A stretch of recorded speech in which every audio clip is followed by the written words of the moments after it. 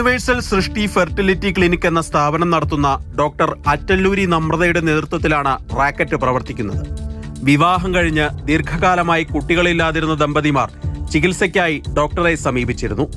കുട്ടികളുണ്ടാകാൻ IVF-ഉം തുടർന്ന് വാടക ഗർഭധാരണവും നിർദ്ദേശിച്ച നമ്രത ഇതിനായി 35 ലക്ഷം രൂപയും വാങ്ങി. കഴിഞ്ഞ ജൂൺ മാസത്തിൽ വാടക ഗർഭധാരണത്തിലൂടെ ഉണ്ടായി എന്ന് പറഞ്ഞ് കുട്ടിയെ കൈമാറി.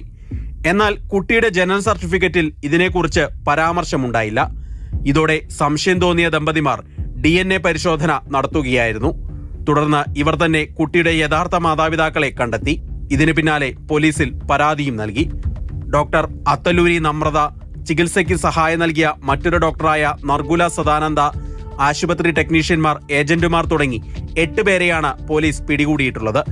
ഗർഭം അലസിപ്പിക്കുന്നതിനായി സമീപിക്കുന്നവരെ പണം വാഗ്ദാനം ചെയ്ത് പ്രസവിപ്പിക്കുകയും ഈ കുട്ടികളെ മറ്റുള്ളവർക്ക് കൈമാറുകയുമായിരുന്നു ഇവർ ചെയ്തിരുന്നത്. ഇതിനു മുൻപും സമാന രീതിയിലുള്ള തട്ടിപ്പുകൾ ഇവർ നടത്തിയിരുന്നു. 2016-ലും 2020-ലും ഇവരെ പോലീസ് പിടികൂടുകയും ചെയ്തു. ഇവരുടെ തട്ടിപ്പിനിരയായ ആളുകളോട് പരാതിയുമായി മുന്നോട്ട് വരണമെന്ന് ഹൈദരാബാദ് പോലീസ് ആവശ്യപ്പെട്ടിട്ടുണ്ട്.